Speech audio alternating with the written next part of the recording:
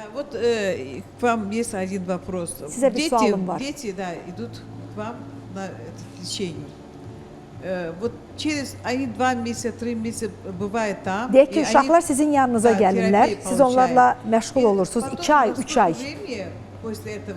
2 aydan, 3 aydan sonra kurs müalicə bitir və sonra, daha sonra onlar nə vaxt təkrarən qayıdırlar?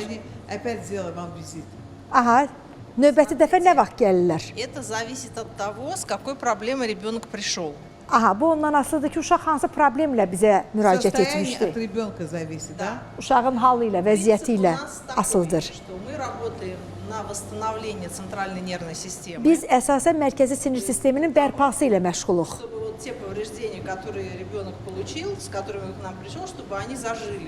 Mərkəzi sinir sisteminin hansı nahiyəsində, hansı yerindən, hansı zədələnmələri var, bax biz onların bərpası ilə məşğuluq.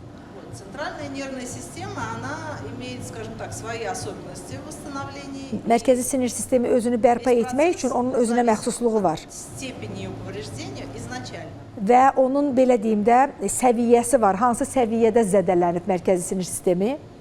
Когда ребенок заканчивает у нас терапию, то вот это вот выздоровление, оно продолжается. Uşaq bizdə o, deyək ki, 2 aylıq оно будет и после того, как он от нас ушел. И в большинстве случаев требуется несколько месяцев потом, чтобы ребенок вернулся, скажем так, к естественной скорости роста. Və bir neçə aydan sonra uşaq qaydanda normal şəkildə biz hətta onun boyunun belə artmağının şahidi oluruq. Sizdən sonra uşaqlar evlərində olur, deyək ki, reabilitasiya dövründən sonra evdə. Onlar evdə nə ilə məşğul olmalıdırlar? Biz həmən valideynlərə tapşırırıq ki, достаточно тяжелый для ребенка, потому что как бы ребенок восстанавливает свое тело из своих собственных ресурсов. Demək ki, uşaq özünü tanımağa başlayır, özünü sanki bərpa edir və bu çətin bir dönəmdir. Uşaq sanki çətin bir dönəmdən keçir. Biz bunu valideynlərə açıqlayırıq. Предупреждаем, что в какой-то момент ребенок будет, просто у него не будет сил вот на эти занятия. Valideynlərə deyirik ki, elə bir an gəlib çatacaq ki, məsəl üçün, uşağın artıq gücü olmur. Sanki bu məşğələləri davamlı etməyə gücü olmur. Ona bir istirahət lazımdır.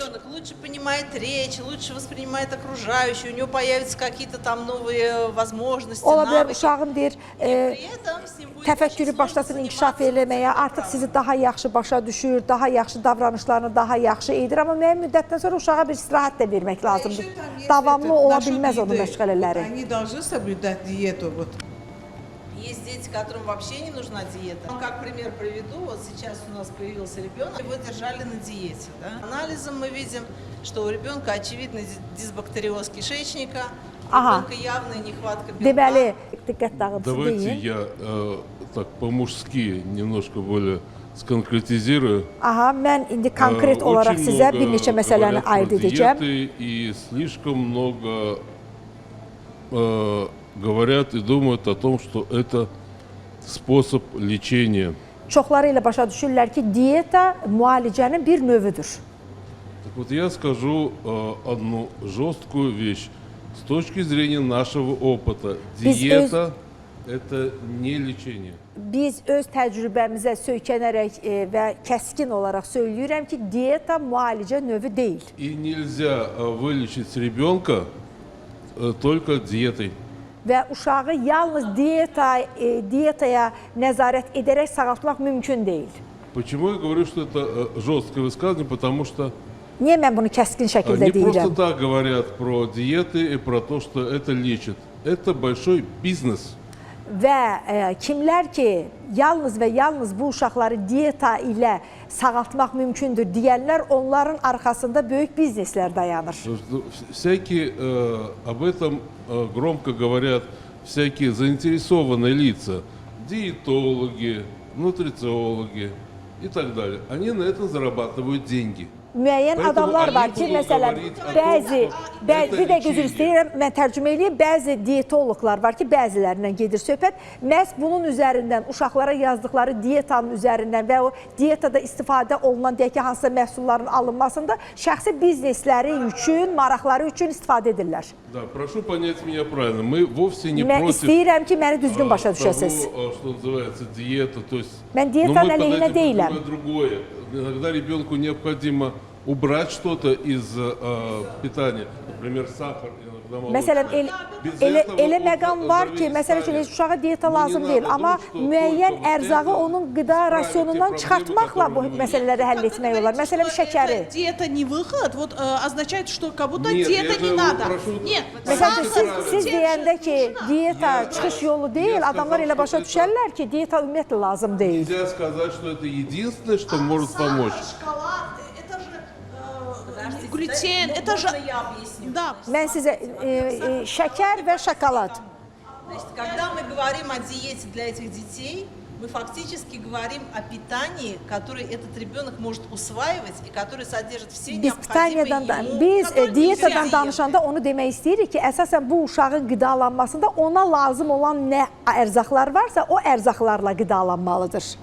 В чем у нас сегодня проблема? Что не существует достоверных, так сказать, медицинских способов определить, что ребенку, вот этому ребенку нужна вот эта диета. Məsələn, tibbi Вот, şəkildə Олег, belə например, heç kəs они deyə это всё bilməz ki, bu проходили, uşağa и они hansı это на məsəl себе üçün попробовали. qidalar lazımdır, hansı qidalar isə ona kəskin olaraq olmaz. Yəni bunu demək çox Я хочу çətindir. сказать, что есть вещи, которые есть, еды, которые нельзя же. Это сахар, Məsələn, mən demək смотря istəyirəm ki, какие məsələn, şəkərdir, şokoladdır, bax bu qidalar ümumiyyətlə bu uşaqlara olmaz. количестве нужен, но именно в каком-то, Amma скажем, şəkər чайная hansısa ложка bir сахара, miqdarda uşağa lazımdır. это нормально. Deyək ki, səhərlər uşağa bir çay qaşığı şəkər verirsənsə, bu normaldır.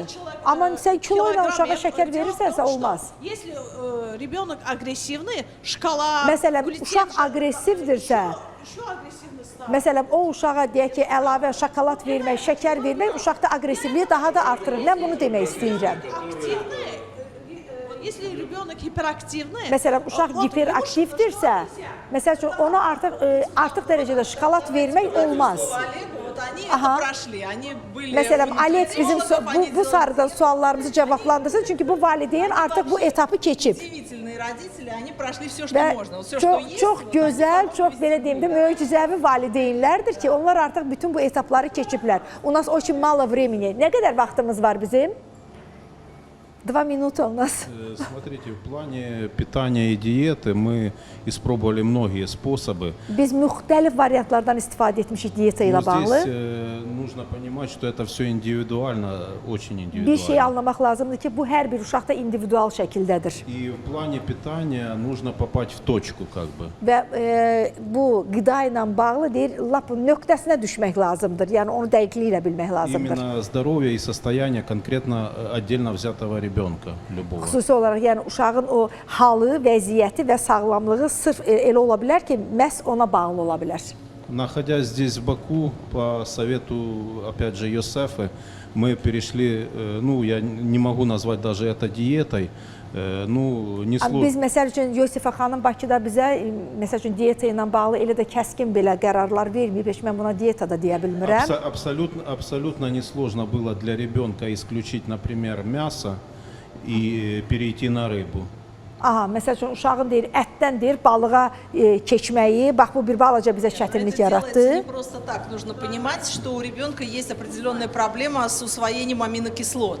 То есть, Ага. если вы это понимаете, Amin вы можете turşularının подобрать те amin продукты, turşuları которые ilə можете, bağlı которые uşaqda nельзя. problem olduğuna görə məsələn bax onun biz deyir yeməyində, qidalanmasında dəyişiklik etmişik. Məsəl üçün ətdən onlar artıq keçiblər balıq məhsullarından istifadə etməyə. То есть дело совсем не в глютене, не в молоке, дело в том, что они содержат и как ребенок может это усваивать. То есть есть дети, которые Əsas прекрасно məsələ кушают budur ki, глютен. o uşağın deyək ki, istər ağartı məhsulları olsun, istər ət məhsulları olsun, əsas məsələ uşağın belə deyim də mədə-bağırsaq sistemi onu necə həzm edir. Bax məsələ budur. Proqramımızın sonudur.